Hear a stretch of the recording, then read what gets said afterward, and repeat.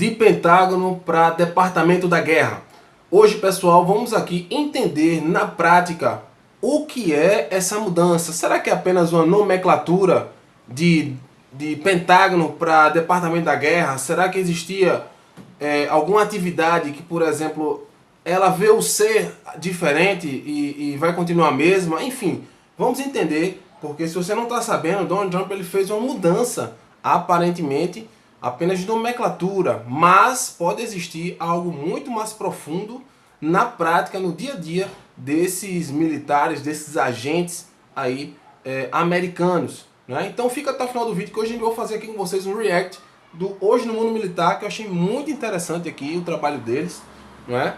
E hoje vocês vão ver comigo aqui em detalhes o que é que de fato na prática, na ponta da linha, vai mudar aí nas ações norte-americanas, talvez no mundo inteiro, ou apenas nesse caso da Venezuela, enfim. Vamos ver em detalhes. Mas antes aqui, já se inscreve no canal, deixa o teu like, curte, comenta e compartilha com os teus amigos, tá? Contagem regressiva para você. 3, 2, 1. Meu, muito obrigado, seja muito bem-vindo aqui à nossa comunidade, tá? Fica até o final do vídeo para você entender todo esse enredo, todo esse contexto que a gente vai abordar aqui e minhas reações, meus reacts aqui em relação ao tema. Vamos lá. O Departamento da Guerra dos Estados Unidos, conhecido em inglês como United States Department of War, foi criado em 7 de agosto de 1789, logo após a independência americana, mas as suas raízes remontam ao período da Guerra Revolucionária. Em 1775, o Segundo Congresso Continental formou comitês para gerenciar o esforço de guerra contra a Grã-Bretanha, para cuidar de questões como munições, fundos para pólvora e a organização de uma milícia nacional.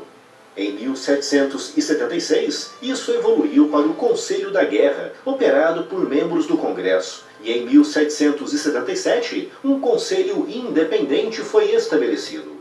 Com a Confederação, em 1781, o Conselho foi substituído por um Departamento da Guerra mais formal, com 5 cargos iniciais: o Secretário da Guerra, um assistente, um secretário e 2 escrivães. Então, já de pronto, a gente consegue entender que Donald Trump, pelo menos até o momento aqui do vídeo, o que eu consigo entender é que Donald Trump apenas voltou o nome original, né? O primeiro nome não era o Pentágono, mas era o Departamento da Guerra. Então, para deixar bem claro aqui, no meu entendimento aqui é o seguinte, é que ele apenas voltou o nome, a priori voltou o nome. Vamos ver as atribuições, não é, do antigo Departamento da Guerra, se existiam algumas atribuições que eram diferentes, a gente vai entender aqui com Hoje no Mundo Militar, tá bom? Então fica até o final do vídeo para você entender em detalhes isso. Sob o presidente George Washington, em 1789, o Congresso restabeleceu o departamento como uma agência civil para administrar o exército de campo, com o presidente como comandante em chefe e o secretário da guerra supervisionando as operações. O primeiro secretário foi Henry Knox, um general aposentado que lidava com finanças, compras e uma função limitada na direção de assuntos militares. Na última década do século XVIII, o departamento se expandiu, adicionando cargos como major-general, intendente-geral, capelão, cirurgião-geral e outros, para apoiar funções como suprimentos, pagamentos e interações com povos indígenas nativos. Em 1802, a Academia Militar dos Estados Unidos, em West Point, e o Corpo de Engenheiros do Exército foram criados, impulsionando a educação militar e a engenharia. E durante a Guerra de 1812, o departamento cresceu ainda mais, criando subdepartamentos liderados por oficiais de um Estado-Maior. Em 1818, o secretário John C. Calhoun reformou o departamento com um sistema moderno de escritórios, cada um dedicado a um tema.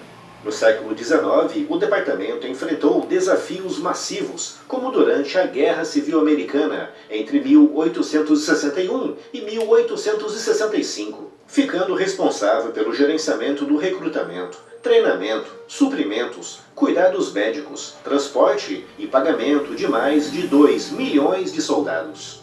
Também administrou refugiados e ex-escravos, desempenhando ainda um papel crucial na reconstrução dos Estados Unidos até 1877. No final do século XIX, após o trauma da Guerra Civil, o exército americano foi reduzido, ficando com apenas 39 mil soldados, o menor entre as potências da época. Com a Guerra Hispano-Americana de 1898, expondo essas e outras fraquezas, levando a reformas sobre o secretário Elihu Root, que criou um chefe do Estado-Maior, um Estado-Maior geral no estilo europeu para planejamento, expandiu West Point e reorganizou promoções e treinamentos. Também lidou com a governança de territórios recém-adquiridos, como Cuba, Filipinas e Porto Rico. No século XX, o departamento evoluiu com as guerras mundiais, coordenando, durante a Primeira Guerra Mundial, o exército expedicionário americano na Europa. Na Segunda Guerra Mundial, a sua escala foi gigantesca, gerenciando duas guerras praticamente distintas, uma no Pacífico contra o poderoso Império do Japão e outra no Atlântico, Mediterrâneo, Norte da África e Europa contra a Alemanha nazista. E é então que chegamos à renomeação de 1947, por meio da Lei de Segurança Nacional daquele ano, assinada pelo presidente Harry S. Truman em 26 de julho, reestruturando as agências militares e de inteligência pós-Segunda Guerra Mundial, e fundindo o Departamento do Exército, o Departamento da Marinha e o recém-criado Departamento da Força Aérea. O objetivo era atender às duras lições aprendidas na guerra, evitando as rivalidades entre os serviços, que exigiam uma melhor coordenação. E assim, o Departamento da Guerra foi dissolvido e as suas funções redistribuídas, nascendo oficialmente, em 1949, o Departamento de Defesa, fortalecendo o poder do secretário. As implicações foram profundas, resultando em uma melhor coordenação entre serviços, independência da Força Aérea e redução de custos. Pulando agora para o presente, nesta sexta-feira, 5 de setembro, o presidente Trump assinou uma ordem executiva para restaurar o nome Departamento da Guerra. Mas atenção, isso não é uma mudança definitiva, com essa ordem apenas iniciando o processo, recomendando ações legislativas e executivas necessárias. Ela permite o uso de títulos como Secretário da Guerra e instala Departamento da Guerra como um nome secundário, contornando a necessidade imediata de aprovação congressional. De acordo com a lei federal, o presidente não pode renomear o departamento unilateralmente por ordem executiva, com isso exigindo a aprovação do Congresso. Até lá, trata-se apenas de um rebrand parcial, possivelmente mudando selos em mais de 700 mil itens no Pentágono, o que pode gerar custos e alguma confusão interna. Mas o que essa mudança realmente significa? Em termos práticos, parece mais uma medida estritamente cosmética. O nome Departamento de Defesa foi adotado em 1947 para sinalizar foco na prevenção de guerras na era nuclear. E voltar para Departamento da Guerra transmite uma mensagem de prontidão e resolução mais agressiva, alinhando com o ethos de letalidade e guerreiro da administração Trump. Pode também apelar a uma imagem patriótica e combativa, posicionando os Estados Unidos como supremamente confiantes. No entanto, as funções do departamento, como o gerenciamento de forças armadas, políticas de defesa e operações, não mudam em absolutamente nada. Poderá haver custos com o rebranding, mas em termos operacionais, não afetará nada. Em resumo, é uma jogada simbólica para reforçar uma postura mais direta e agressiva da administração Trump, mas sem alterações operacionais profundas. Bem, como podemos ver aqui, na prática não muda em nada. A única questão em específico é que foi dada até uma notícia recentemente, acho que fazem 2 dias mais ou menos, em que só essa mudança de nome, né, de Pentágono para o Departamento de Guerra, que na prática aqui, como a gente viu, é só questão de marketing mesmo, mas só para mudar toda a nomenclatura em termos de estrutura nacional nos Estados Unidos e fora dos Estados Unidos, né, em todas as campanhas de marketing, que toda entrevista que tem, que estiver atrás do nome que tenha Pentágono vai ser alterado para Departamento da Guerra. Então todas essas mudanças de marketing, de divulgação do nome em si, o governo americano estipula em torno de 1 milhão de dólares. Né? Toda essa mudança apenas de nomenclatura, para você ter noção. Né? Então, assim, às vezes uma coisa pequena, né, existe um custo enorme. Né? Então, como a gente viu, na prática não muda em nada. Não é? Agora, em termos de marketing, é interessante, porque isso remete a um país combativo, né? Tem uma questão emocional, não é? De infantaria, de agressividade, sim, tem esse lado, não é?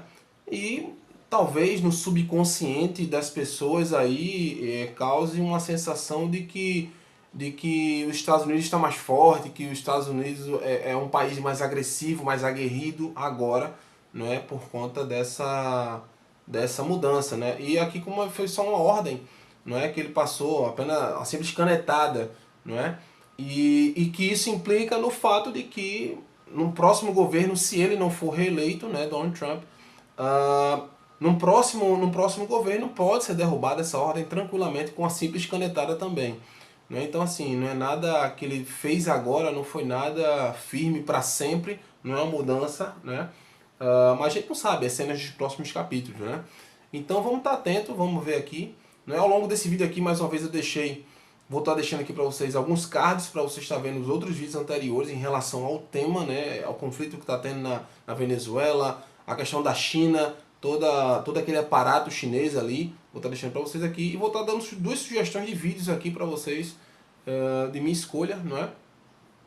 Vou estar deixando para vocês, tá bom? Eu vou ficando por aqui e te aguardo no próximo vídeo. Se você achou interessante, gostou desse tipo de conteúdo, gostou do tema, desse assunto atual, né, que inclusive nos Estados Unidos está sempre aparecendo novidade, né? E tudo que se movimenta nos Estados Unidos é algo mundial. Então, já se inscreve no canal, deixa o teu like e comenta aí embaixo o que, é que você pensa em relação ao tema. Vou ficando por aqui, te aguardo no próximo vídeo. Valeu pessoal, fui!